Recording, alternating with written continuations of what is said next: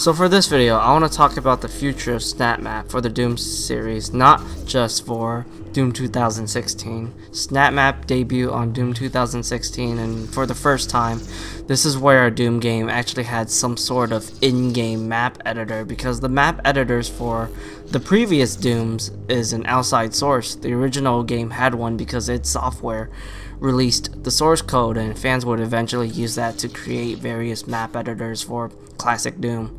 Doom 3, I remember this game had its SDK released in public after a few months of the game's launch, but I'm not quite sure.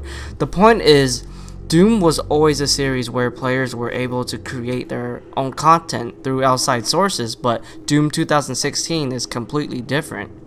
Doom 2016 decided to include an in-game map editor for fans and players to create their own content. I doubt we are going to see mod tools being released for the game, and I don't think id is going to release the source code either, since I remembered Rage had its toolkit released and nobody used them, and I guess that's why id Software decided to make SnapMap to let players make maps with ease, since I hear a lot of talk that making maps for the newer id engines is definitely not a friendly experience for those that want to make maps as a hobby. Now this is where I actually talk about the subject. The question is there a future for SnapMap? SnapMap promised so many things before Doom 2016 released. They promised it was powerful in terms of the many game experiences you can get, but it also have the ability to play with other gamers online, whether it's a co-op or multiplayer experience. The problem is, SnapMap was so underwhelming on launch, and it's also inflicted with many kinds of bugs, and even to this day, there are still a lot of bugs, especially when you're playing co-op. I truly love SnapMap. I loved using Doom 2016's sandbox to create my own experiences, and I've created so many of them. It's really the funnest map editor I used since Warcraft 3's map editor, and I also, love playing other people's maps, of course, and playing both co-op and deathmatch experiences of them too. So, SnapMap definitely gives me a lot of joy when it comes to, kind of being like a standalone experience for what it is, but at the same time, I need to be honest here. I feel like SnapMap failed to deliver its expectations that id Software promised. It's no doubt that we made a lot of maps, and these are the maps that really showcase the power of SnapMap, or they're maps that are worth playing. But the thing is, you're not getting the full SnapMap experience. You can play solo maps, which is definitely great for those who want that kind of experiences, but what about those who want co-op or multiplayer?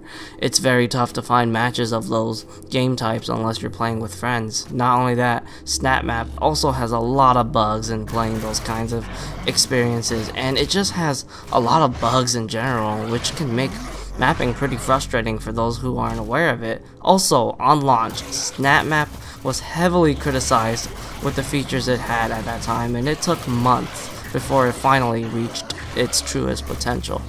I am not sure if SnapMap will come back to the future Doom game, but should id Software continue this SnapMap feature for the Doom franchise, it's no doubt single player and multiplayer will be implemented for sure, but my thoughts on SnapMap is this: if we don't get any sort of backwards compatibility for all the maps we've made and all the maps we've spent countless of hours on, I'm gonna say kill SnapMap.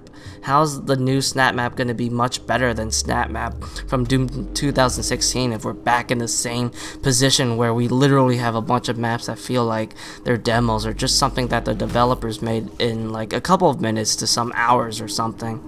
They're literally trying to rely on us to make all the good maps, but that's the problem. It takes time. Gamers don't want to wait when they buy a game. They expect quality right off the bat, and that is why I'm going to say it's best to kill SnapMap if it's going to follow the same footsteps of SnapMap from Doom 2016. We're only going to get a portion of content, and then the updates will happen in the next few months.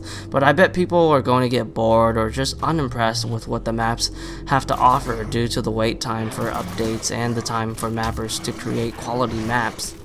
If somehow or some way id Software and Escalation Studios manage to make all the maps that we've made playable in the new Doom, I'm going to say support SnapMap for sure.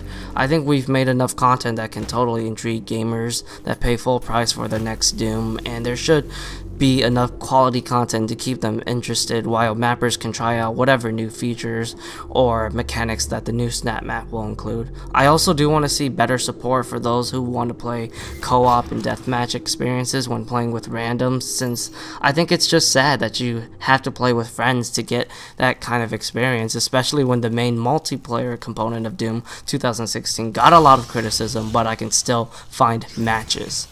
I can find full house lobbies without any struggle, but for Snap Map, where it supports lesser players, it's much harder to find a match with randoms. So that's my whole take on this whole situation. What are your guys' take on it? I would love Snap Map to return in the new Doom, but if it's back to the same situation as what we saw in Doom 2016, I'm hoping Snap Map gets replaced with a very fun and compelling Horde mode or something. But if Snap Map does return, I hope they've learned all the problems that Snap Map faced ever since it was introduced in this Doom game.